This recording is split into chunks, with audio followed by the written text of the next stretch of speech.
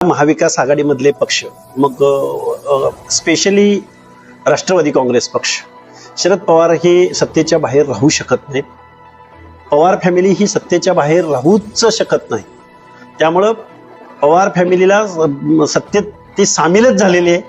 ज्यावेळी मंत्रिमंडळाचा विस्तार झाला त्याच वेळी मी महाराष्ट्रामध्ये सांगितलेलं होतं की छगनराव भुजबळांना जे डावललं गेलंय ती जागाच मुळात रोहित पवारांसाठी ते ठेवलेली आहे किंवा जयंत पाटलांसाठी ठेवलेली आहे. त्यामुळं राष्ट्रवादी शरदचंद्रजी पवार गट हा सत्तेच्या बाहेर नव्हता, नाही आणि भविष्यातही बसणार नाही. तो नेहमी सत्ताधाऱ्यांबरोबरच असेल. दुसरीकडे असं पाहायला मिळते, महादेव जानकर असतील किंवा बच्चू कडू असतील किंवा राजू शेट्टी हे आता खरं तर यांचा वापर सत्ताधाऱ्यांनी वेळोवेळी सर्व राजकीय पक्षांनी करून घेतलेला पाहायला मिळाला. कारण हे चळवळीतून आलेल्या पार्ट्या आहेत, पक्ष आहेत, संघटना. आता ते तिघही एकत्र येत आहेत. त्याचा काय परिणाम होऊ शकतो एकंदरीत राजकीय दृष्ट्या, कारण जे आलेले आहेत? खरं तर स्थानिक स्वराज्य संस्थांच्या तोंडावरती हे तिघजण एकत्रित येत आहेत.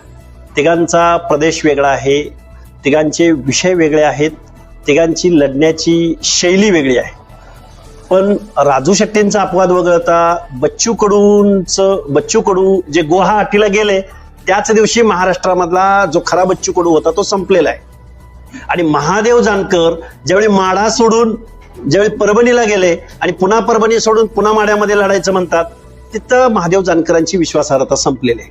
त्यामुळे ही आघाडी खूप काही करू शकेल असं महाराष्ट्रातल्या लोकांना वाटत नाही.